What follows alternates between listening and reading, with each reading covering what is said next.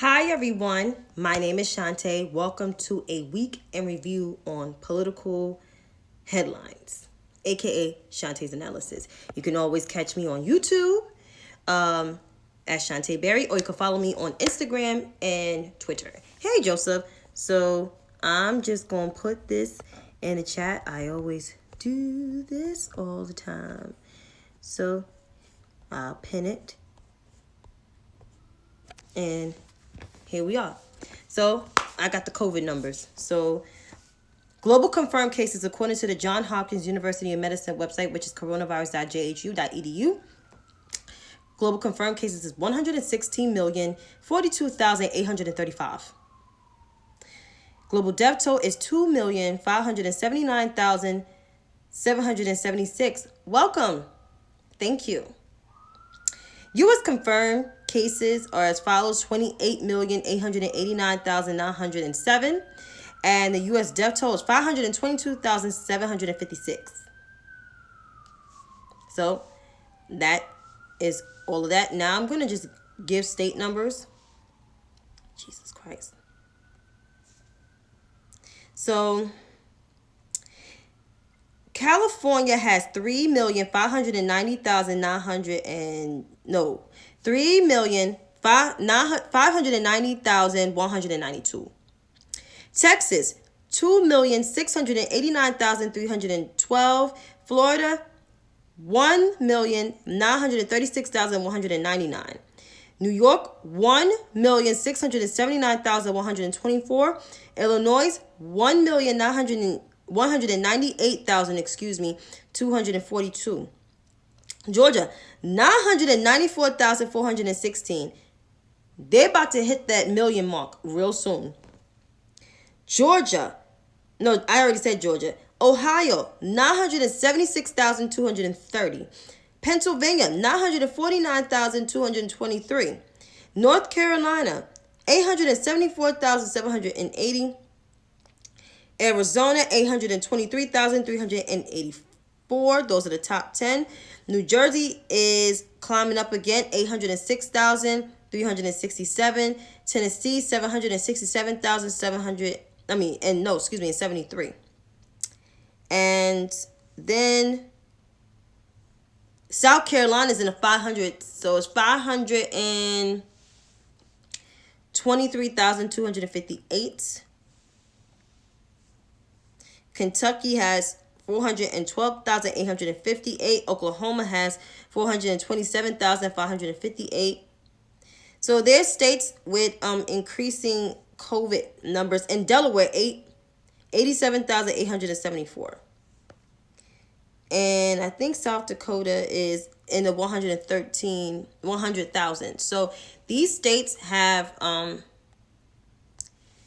some numbers, some cases. The number of cases, we almost hitting 30 million cases of COVID. We have the number one cases, Wagwan, Queen Lion, of coronavirus.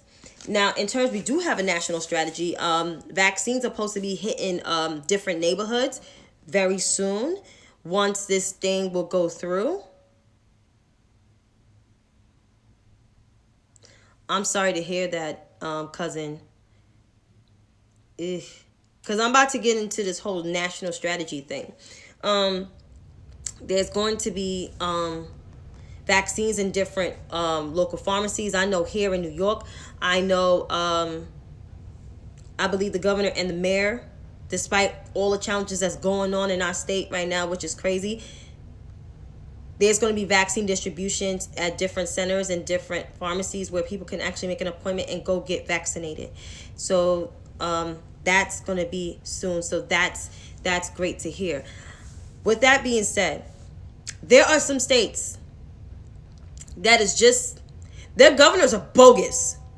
Like Mississippi, Governor, I think, Tate, or whatever his name is, Greg Abbott in Texas. They have lost their every fucking mind. Oh, and Alabama, Governor Ivey. No mask mandate. You lifting the mask mandate so people can walk around with no mask on. Have you lost your motherfucking mind? Are you crazy? We're still in the midst of a pandemic. The CDC has not declared this pandemic over. And it's not going to be over, honestly. I have said this last year, and I'm going to say it again. This pandemic is not going to be over to 2022. And the reason is because of the fucked up national response last year under the previous administration. When you don't put in a national lockdown and a national strategy to wear masks, and you leave it into states' hands,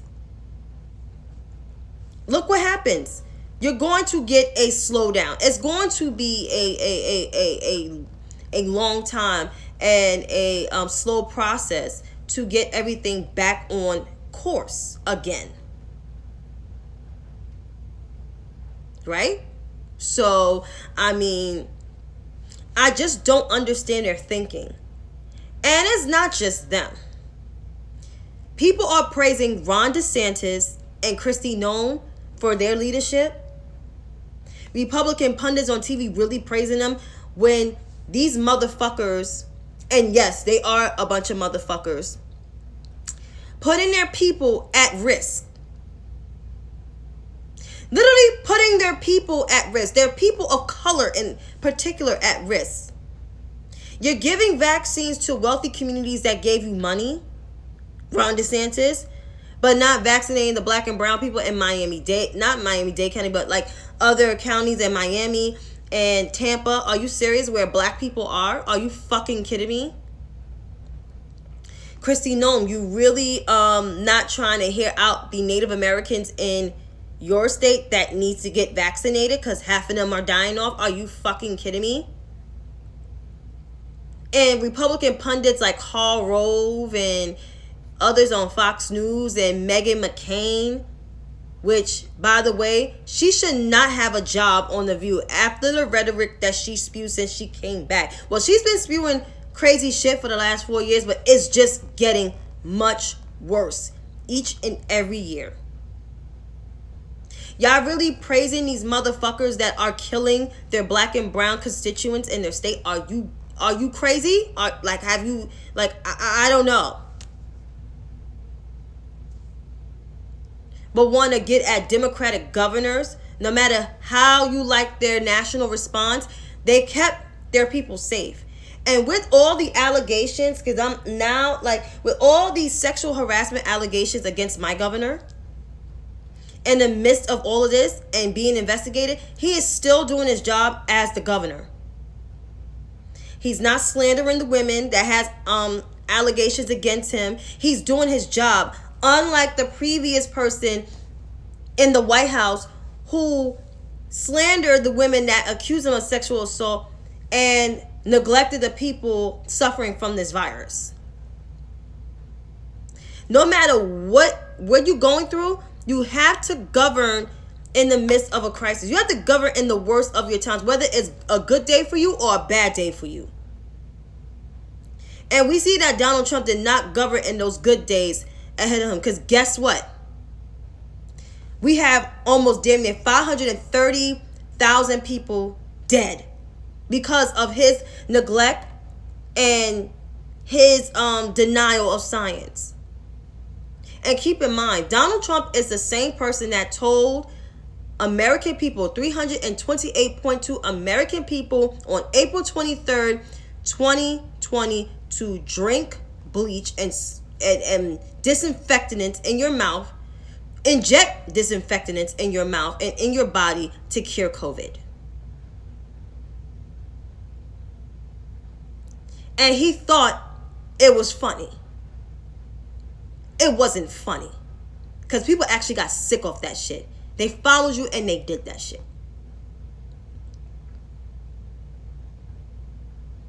You're the same person that touted I was immune after getting COVID. What leader have ever done that? Whether you like them or not.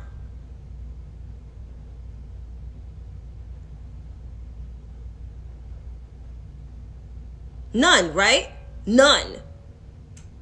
And then you get vaccinated and still wear no mask. You and your wife. But you denied this virus the whole time and made this and politicized this virus where people wasn't wearing no masks and getting sick and then died and denied it on their deathbeds like Herman Cain did. Like a few Republican congressmen, one elected Republican congressman died because he denied this virus the whole fucking time. What are you proving? I knew people that died from coronavirus. I knew someone recently died from coronavirus. And their family's not taking it very well. Now people want to sit here and play with this shit. This shit ain't nothing to play with. I knew someone that had diabetes, and now that she had COVID-19, she now has asthma on top of her diabetes. This virus also gives people pre-existing conditions for the rest of their fucking lives, and you want to sit here and take the vaccine but then deny it still. That makes no sense. Help me make sense of that. Denying the virus and the severity of the virus, but take the vaccine. Be the first motherfuckers online.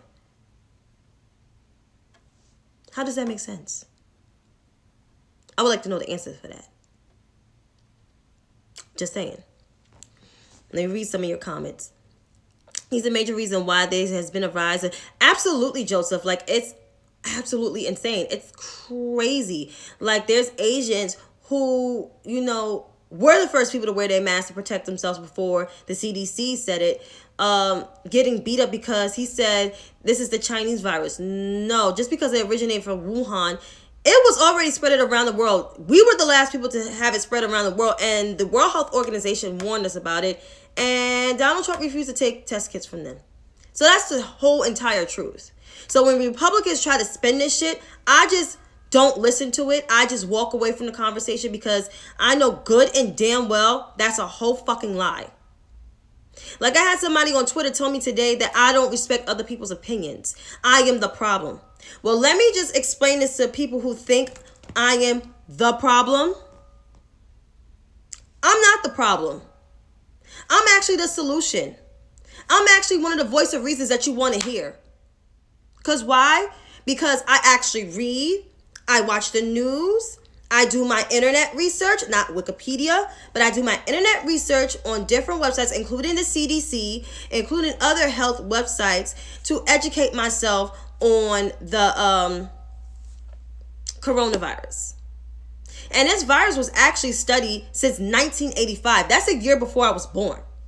So, I mean, that's a fact. The problem that I have with the GOP of today, even though there's been science deniers, but it's just got worse where conspiracy theories are mixed into it. And then you have a leader at the time of their party who pretty much downplayed this whole entire virus and thought it was cute and politicized the mask wearing and the safety precautions behind this thing. Everybody need to get back to their regular life. We can't get back to regular life if we don't have a national strategy, and he did not have one and refused to have one. Refused to acknowledge that this was a global pandemic. So when people say I don't want to hear people's opinions when they put out propaganda and lies, you damn right I don't want to hear your fucking opinion. Until they come with some truth and some facts, that's when I fucking listen to you. So all the Karens that came from me say I don't want to listen to other people's opinions, you can go fuck yourselves in the straight up asshole. And yes, I had to get explicit like that because I don't want to hear bullshit. I don't got time to be hearing bullshit. When I knew people that died from this virus and people that got pre-existing conditions from this virus who have to live with that for the rest of their fucking lives. And that's all I have to say. I don't want to go on a rant, but I don't like bullshit. I don't. I just got to keep it real. I don't. And yes, other countries did it right. Australia did it right. Let's see. At the time, there was the Caribbean islands. They did it right. Places in Africa did it right. And Africa, the whole continent, has more people on that continent than here in North America. And still, they have less death rates than the United States of America, which only is 20% of the freaking population on the globe. Like, how crazy that is. That's, you could tell it was bad leadership. But thankfully, we have President Biden and Vice President Harris, who is promoting the message behind getting vaccinated. And I see, like, somebody say their grandmother is getting vaccinated as well. I think so. Yeah, their grandmother is, she took the vaccine, don't understand the fear of taking it. Yeah, like, it should be no fear of taking it. I'm not taking it right away because I want to make sure people that have COVID mobilities and other pre-existing conditions get it first before I do, because my health is a little bit much better than people that have COVID mobilities who needs to take the vaccine. And I think the Moderna or the Pfizer one is the best one. I that's what I heard. I'm not quite as sure, but yeah, I'm waiting for people who have COVID mobilities to take the vaccine. So this way, I will be able to take the vaccine in the summertime. So, I guess with that being said, with the national strategy, then this whole COVID relief thing, like, this thing could have been passed easy if, one, Ronald Harold Johnson, also known as Ron Johnson of Wisconsin, a Republican senator, didn't have Senate aides read 628 pages of the coronavirus relief bill, which made no fucking sense. Oh, why? When you know what's already in the fucking bill. That's one. And you was going to vote against it any fucking way. And you're not even there. So how stupid that is. That's one. Two. I understand the severity of minimum wage. I made minimum wage before. It's not fun. Within that being said, if you knew the Senate parliamentarian, if I'm saying the parliamentarian part correctly, said you cannot increase the federal minimum wage under that budget reconciliation, why the hell would you put an amendment out, a standalone amendment out, in the midst of passing COVID relief? So let me say that again so it can resonate with people correctly. If you knew the Senate parliamentarians' ruling was to not include the $15 minimum wage increase in the freaking COVID relief bill, why the hell, in the midst of, passing relief, would you still do a $15 minimum wage bill in the midst of passing COVID relief that will give people relief right away? I don't understand it. Somebody can help me understand that? Because I'm about to get into it. Hi, Sheba. Hey, Kay. How you doing? Because Bernie Sanders did that shit today and wasted everybody's time.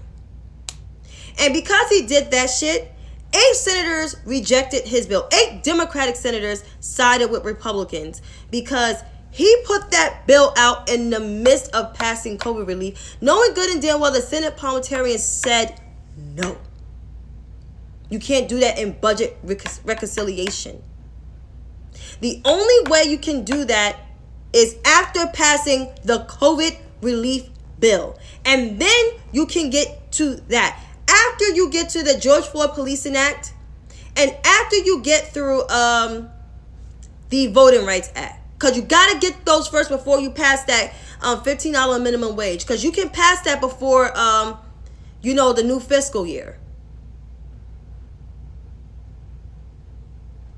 And the fact that you did it to embarrass your colleagues and try to, put a bad name to the VP and your progressive cheerleaders on social media doing this shit, it really shows that Bernie Sanders was never fit to run for president. And he's just not a senator that you can work with. He's on that list with Ted Cruz where he's not liked. And it's so sad because I would have thought Bernie Sanders would have learned, like, okay, look, I'm just going to be like, fine. I'm just going to be like, okay, I'm going to wait until you pass COVID relief because I know people in Vermont, they need that shit. Absolutely. But instead, you wanted to be seen and wanted to do this shit because you wanted to make a name for yourself. Here you go. You made a name for yourself. You didn't get shit done. And people may say, oh, Chantay, you don't like Bernie Sanders. That's not true. I don't have a dislike for him. I don't like the way Bernie Sanders goes about shit. I don't like the fact that the way he approached shit, and then you sound misogynistic and standoffish at the same time, if that makes sense. Because he does. You was not going to get your whole Democratic senators to get on board with you with the $15 minimum wage during the midst of passing COVID relief. The main thing is people will wait for a minimum wage until they get their stimulus checks. Because right now, the main important thing is for people to get their fucking stimulus checks. It is. It is. And people have been waiting for that stimulus check since January. Because they only got $600. There's people that's ready to lose their homes, their apartments, their cars. And you worrying about increasing the $15 minimum wage? That's not going to happen right now until they get their stimulus checks. Then you can have that conversation. Of course, it's going to get done by 2022. But the main thing is getting those stimulus checks to people right away. Right away. They have to get it, because if they don't get it, they're going to lose everything they have. And then there's food stamps that's been extended, and they need their food stamps too. Like, these things need to be rolling, and I don't think Bernie Sanders get that shit. And none of the people in this progressive caucus don't seem to freaking understand that. But half of them supposed to represent the lowest, poorest community. Half of them don't, though, represent the lowest and poorest community, because Midori Jones represents pretty much an all-white community. Him, Alexandria Ocasio-Cortez, I believe Ayanna Pressley, and Ilhan Omar. They represent pretty much white areas. So I just don't understand it. And as a Joe Manchin says, he's going to be a problem regardless. That's why the whole election last year was important for the Democrats to mostly seize the Senate, because of the defund the police messaging, which was not better explained by people who was running on that platform, and it messed up people who was running in purple districts. The only person who explained defund the police was now the vice president. She explained it the best without using defund the police. She used something called reform and reimagine the police, because that's what defund the police is about. Reform and reimagine the police, not just dismantle police, because that's what some of these progressive activists want to say, dismantle it. No, it wasn't dismantle. It's called reimagine and reform the police. There's states that is getting ready to reform their police, like here in New York. Because we're doing that next month in April. So, I mean, either way. But back to, why the Senate is important. Down ballot races are important. Now people see the importance of it. It's not about primarying Kristen Sinema, which she's not going to, her term is not up till 2024. So hearing Democrats say primary her is kind of stupid, because it's like she has like about 4 more years in office. Did I like what she did, how she voted her thumbs down? No, I did not like that. But however, I'm not going full blast on her. Because at the end of the day, this was all on Bernie Sanders, who decides to do that stupid shit with the whole freaking amendment when you know you gotta pass stimulus for people. But back to Joe Manchin, he's going to be a problem. But who's going to fix him is his constituents. Because constituents, the power of the people's voices, matter the most. Yes, Chuck Schumer should keep his party in line. But at the end of the day, you cannot tell people how to vote. Because people are going to vote the way they want to vote. There was some some Republican senators at the time during the impeachment hearing did not vote the way Mitch McConnell voted. No. 7 Republicans voted with the Democrats to convict Donald Trump. And even though Donald Trump walked off as a free man, they did not listen to Mitch McConnell because they was going to do what the hell they want to do anyway. So you really can't tell people how to vote because they're going to vote the way they want to vote. It's just simple as that.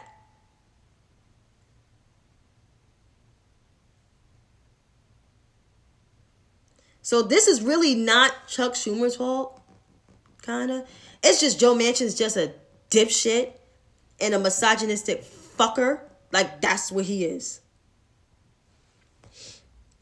But in this COVID relief, whoever had unemployment for most of the year, $10,000 of it will be credited and like forgiven, I'm assuming.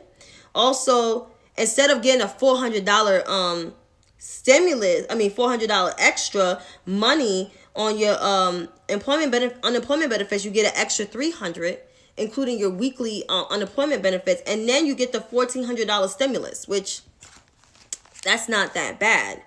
Hopefully it's monthly. I'm assuming it's monthly, but unemployment benefits are extended by the 30th of September, so that's not bad.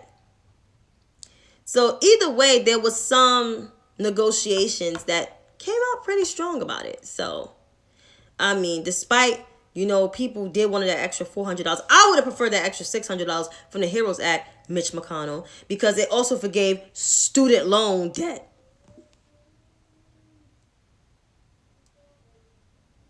So that's where we end. I'm going to read. So threatening him to vote with the GOP was all show for his conservative constituents. Of course. That's what I said. Joe Manchin is a dipshit. And we do need police regardless. They just the corrupt ones, they have to go. Absolutely. And that's going to take time, Joseph, because trust me, there's a lot of investigations happening with police departments in major cities like here. And the AG is on it, trust me, with all other stuff that she got to deal with, including with, convicting Donald Trump, because she subpoenaed Donald Trump. I think it was not her or Cy Vance, one of them. So, yeah. But in terms of, I was just on this. Republican hypocrisy. I should have put Republican hypocrisy because Republicans sure enough like to deflect. They like to freaking change the subject. So, of course, it was, my governor all day, every day on the news, which, if he did these things, then he should resign. But if that's the case, where was that energy for Madison Cawthron, who has about 30 women he sexually assaulted and harassed both at the same time? Where's that energy for that? And the investigations into him. Where was also that energy for Jim Jordan, who has over 1,000 boys who were sexually assaulted as he was the coach, the football coach at a college university in Ohio? Brett Kavanaugh, y'all sham his investigation. Y'all put him right on that freaking Supreme Court. And that includes Clarence Thomas, which he used his race as an excuse for him to be, why he's getting all these accusations. And then you have Donald John Trump, the former resident of the United States in the White House, who pretty much has about the same amount of women that Madison Cawthron sexually harassed and assaulted. Those allegations against them. Y'all didn't call for investigations for that. Y'all didn't call for a removal of him. So what's up with Cuomo? It should be across the board. It shouldn't just be for one party, because that makes me think that y'all are the party of cover-ups and conspiracy theories and white supremacy, because that's what the GOP is. Or I should say the GQP, the Grand QAnon Party. Because you guys are not the Grand Old Party. You guys are not the party of conservatism. You guys are not the party of globalism. No humanitarians. Nor freaking pro-lifers. Nor fiscal hawks. You guys are the party of white domestic terrorists, white supremacists, and conspiracy theories and QAnon. The Grand QAnon Party. And the party of cover-ups. Of sexual assaulters and abusers and rapists. That's y'all. But in terms of the Democrats going through a dilemma, as I said to the Twitter loudmouths, and I'm going to say this to the progressives on the app, more so the ones with the high profile, the blue check folks, because they seem like they are the problematic ones more so than the average progressive constituents. You guys have money. You guys make $1 million commentating on how much you hate the Democrat establishment, right? That's what they make their money on. They write their little bullshit ass articles, have their little bullshit podcasts on Patreon and all this shit, right? Okay. I'm gonna need for y'all to understand how government works. There's something called the 3 branches of government, and I said it last week and I'm gonna say it again. The legislative branch make and pass the laws. That is the 2 chambers in the United States Capitol. That includes the House of Representatives and the U.S. Senate. Executive branch enforces the laws, while the judicial branch interprets the law. So, the job of the legislative branch is to make and pass the laws. They have to pass laws. They allocate money so this way it can sit on the president's desk so the president can view it and sign his dotted signature, his or hers. I should say his or hers. And then if something looks a little weird and something looks a little off-putting, then the judicial branch interprets it and reviews it and makes a ruling on it. That's how that shit works. Maybe I get the interpret part wrong, but I'm pretty sure I'm on the money on this, because I did take U.S. history in eighth grade and in 7th grade and 6th grade, and even read some stuff on it. So how much I know. If my sister's still on there, she would co-sign with me, but she's probably off, but she's probably right. You know, I mean, I don't understand these blue check leftists on Twitter making noise about it. Like, why are you so concerned about $15 minimum wage when your asses make more than $1 million? So if I research these people's salaries, because now I'm on my iPad, thank God for the internet and how that shit works.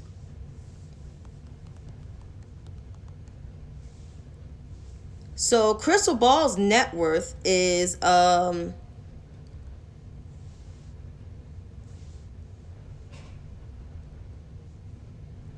believe it's 44 million.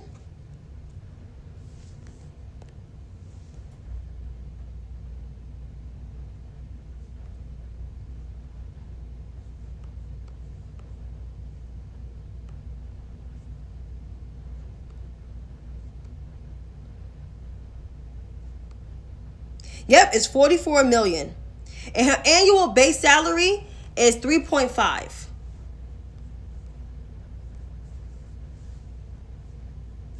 All right, who else? Walker Bragman net worth. He is worth $1 million. No, not 1 million. That's Walker Bryant, sorry.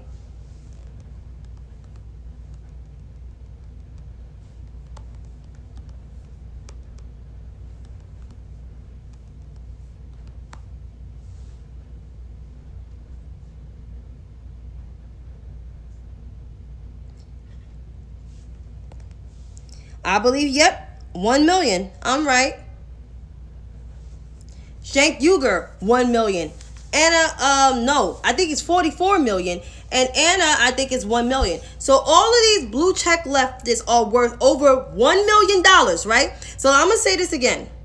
To the blue check leftists who don't know nothing about civics and make their money bashing the Democratic Party on their podcasts and articles and appearing on different news outlets, whether it's mainstream media or internet media, whatever it is, and you guys make over $1 million, you do not advocate for people. You don't care, because if you cared, you would have been on the front lines protesting, going to the freaking the freaking Capitol, calling up congressional representation to make sure to fight for the 15. Instead, you guys sit there and bash people. And the reason why I don't respect the progressive left of today, because it became a cult. It's not advocating for social change and for people. It's not. The progressive movement have become a very colonized, Christopher Columbus-like cult. It's not the political wing of the party that fight for the people, that fight for 15, that fight for free college, that fight for Medicare for all, that fight for clean energy, that fight for education reform, that fight for equality and justice, that fight for women's rights, that fight for rights for me to have a job in corporate America or in a organization. No, it's a cult. It's a fucking cult. And if you don't believe in Medicare for all and the Green New Deal, you're not progressive. And you don't believe in UBI, you're not progressive. Are you kidding me? Because I used to think that I was a progressive, because I believe in people should have every right to be in college if they make $125,000 and less. I believe in affordable housing in different neighborhoods. I also believe in infrastructure in different neighborhoods, so every neighborhood can have the same equal amount of building structure and energy, clean energy within their apartments, because there's people that don't have clean energy appliances in their apartments. So that's a progressive movement. Also, extended after school, which these progressives don't talk about. That's a progressive move. Instead, you have to believe in Medicare for all and Green New Deal and UBI to be a progressive. If that's the case, I don't want to be a part of that movement. I'd rather just be a concerned voter living in America who vote for their interests to make sure that I have my rights as an African American woman living in America. And maybe I'm going on this rant, but I cannot take it no more when people define themselves as progressives, because you're not. Because if you really want to know the real definition of progressivism, I just can tell you right now.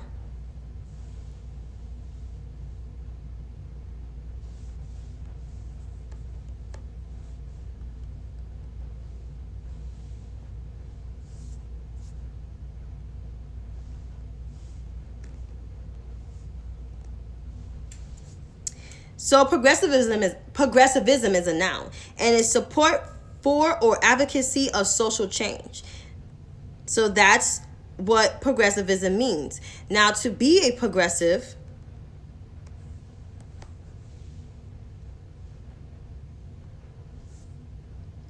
is an adjective and is happening or developing gradually or in stages, proceeding step by step. As for a person, a noun, a person advocated or implemented social reform or new liberal ideas. So a new liberal idea to me is extended after school in public schools through the United States of America.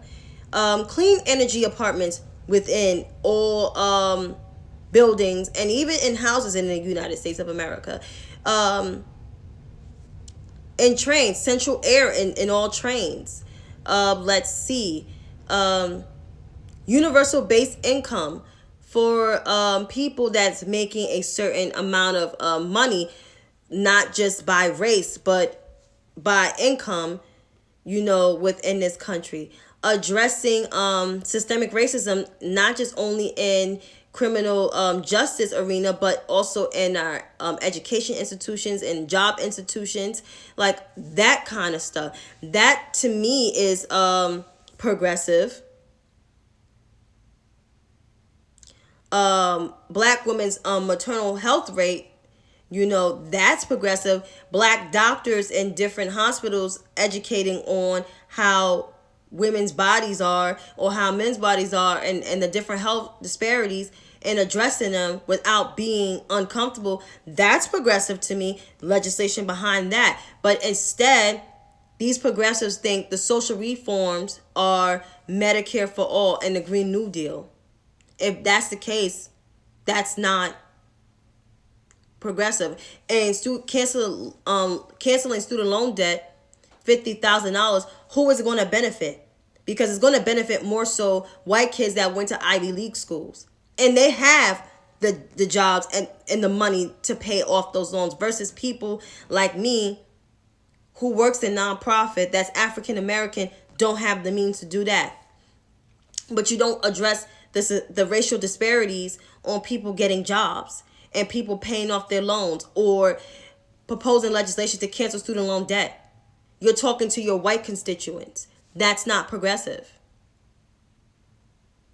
So these progressives need to read those definitions that I just read. You can Google them and dissect them and write down what is social reforms, and talk to people who live in underserved communities.